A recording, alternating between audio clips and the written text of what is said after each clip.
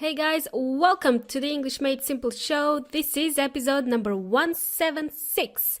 Number 176, número 176.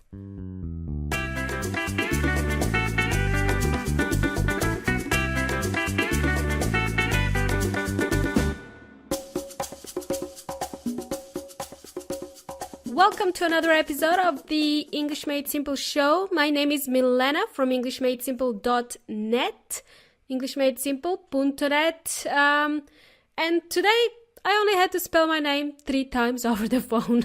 Woohoo! That's a record.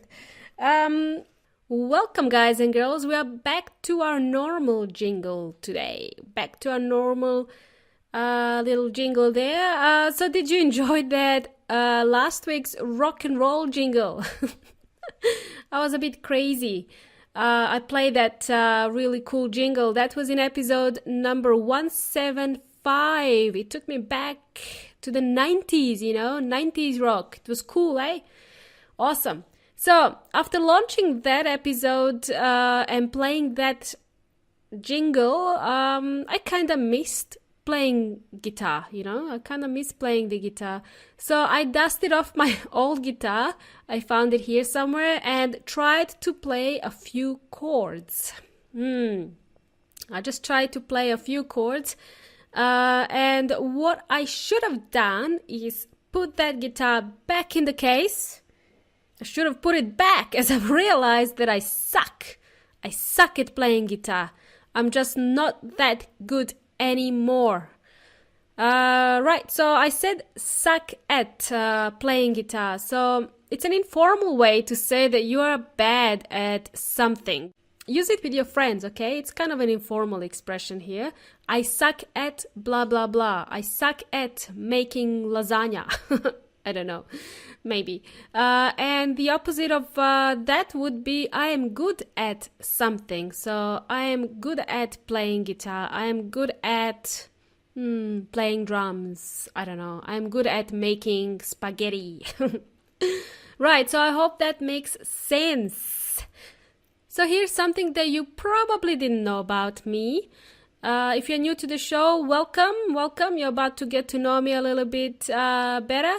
For my regular listeners, you guys probably know this about me. So when I was in New Zealand, I learned to play the guitar when I was 15 years old. I was young. That was a long time ago.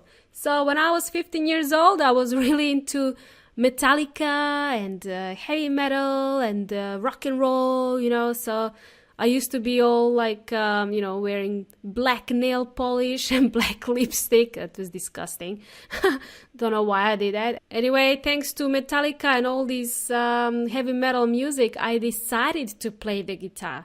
I also learned to play drums. Drums are things, I don't know how to explain. It's...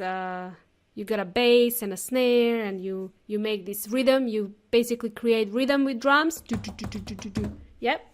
Well, that didn't last long. My drum playing didn't last long, as my parents did not want to buy me a drum kit. No way, Jose. It would have been too much. But I only played drums at school because I was learning how to play drums at school, and I had an instructor. And you know what? I wasn't good at it. I really wasn't good at it. I tried it and then I gave up pretty quickly. Okay, so what is the point of this story? What is the point? Why are you telling us this, Milena? Why? Well, I'm gonna tell you soon why.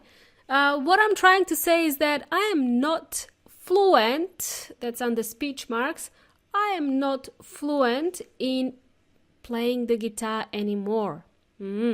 I'm not fluent in playing the guitar. Why? Well, I didn't practice. That's the main reason. I didn't practice. Simple as that. If I had scheduled some time with myself during the week to play it, maybe I would have improved on my guitar skills, maybe I would have kept it, maybe I would have maintained it. But now I just really suck at it, really suck at playing guitar. So I put the guitar back in the box Right, so hey guys, this is my long introduction to today's show. Today, what's gonna happen?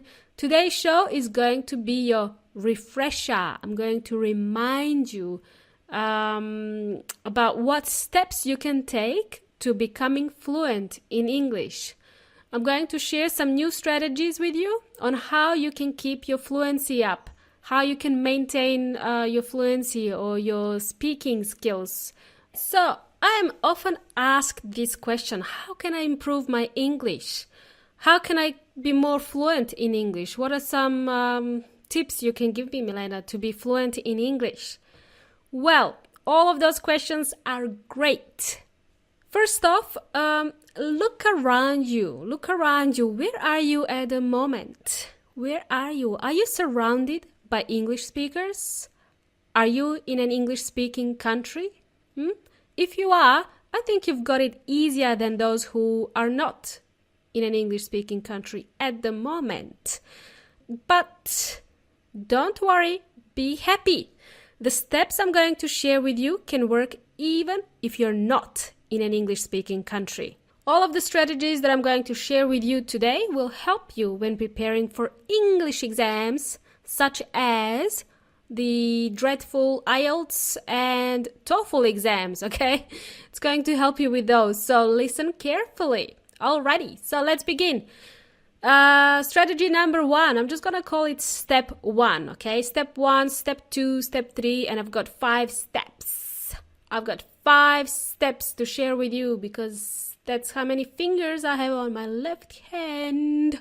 Okay, step 1, I'll call it, use it or forget it, okay?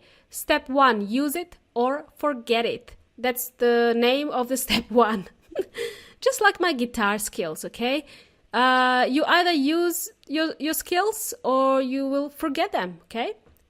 You need to be constantly practicing. It has to be a regular thing. You have to make it a regular thing to practice speaking, reading, or listening to English. You have to schedule some time in your calendar, even if it's for like 15 minutes. Listen, watch, read something in English every day, even for 15 minutes. It doesn't have to be an hour because you're going to be so mentally exhausted if you have to listen to it for an hour. So I should do the same with Spanish, actually. I was just thinking that as I was explaining my step 1. My Spanish skills are also disappearing, so I have to really maintain my Spanish. I could practice with my husband. He's from Chile, so he speaks Spanish. But when he speaks Spanish, I basically have no idea what he's saying. When I listen to my friend from Mexico speak Spanish, I understand her 100%. But my husband, no, I do not understand what he's talking about. Well, I do watch telenovelas and listen to podcasts in Spanish so that I can maintain my listening skills at least. And that's exactly what you should do as well. Keep listening to this podcast, keep listening to other podcasts as well, and keep maintaining your English skills.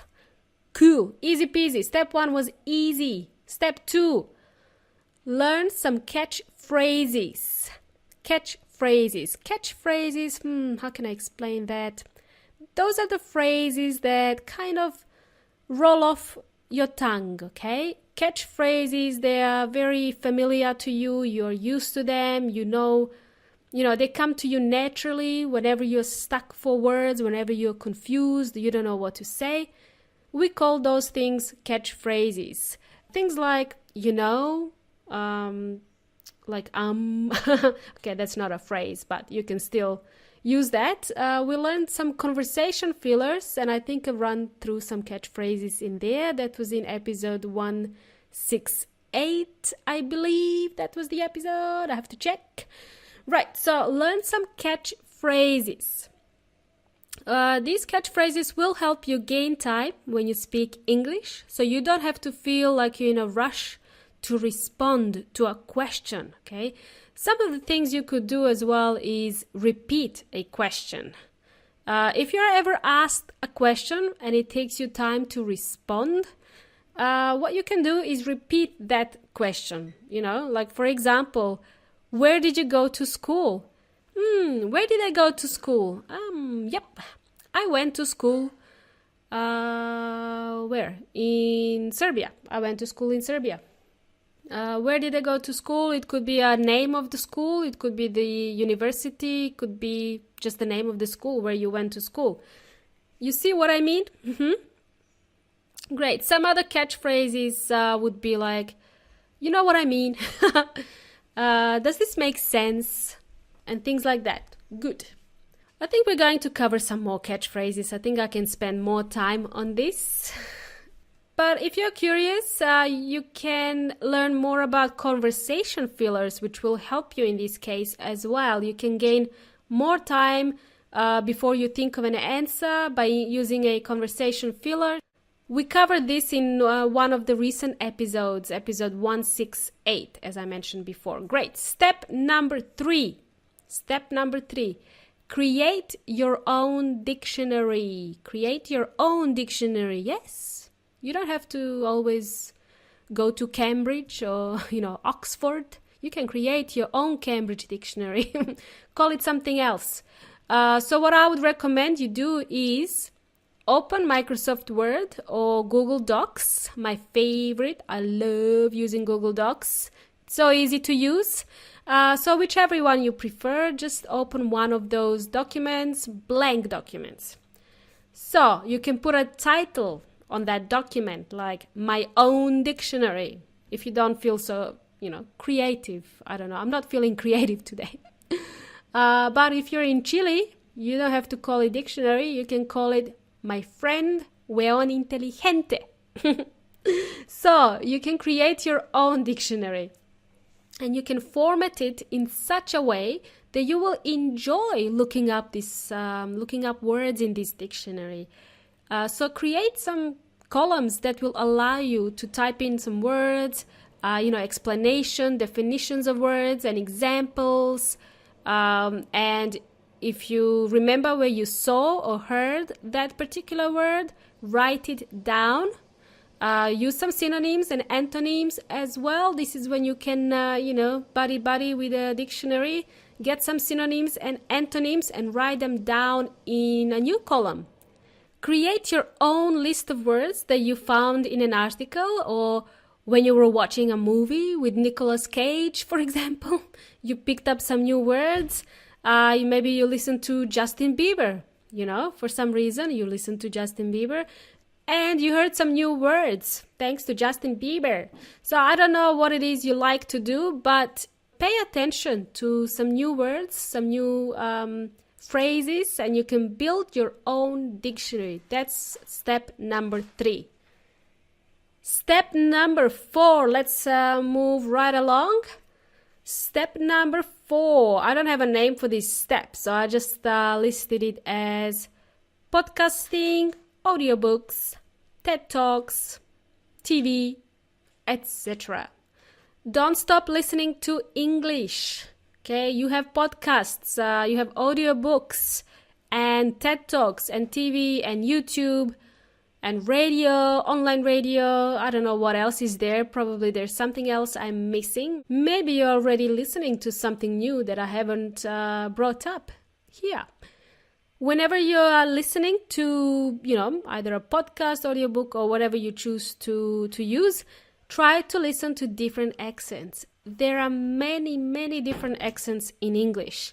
And it is a good idea to listen to different accents so you are able to understand people around you.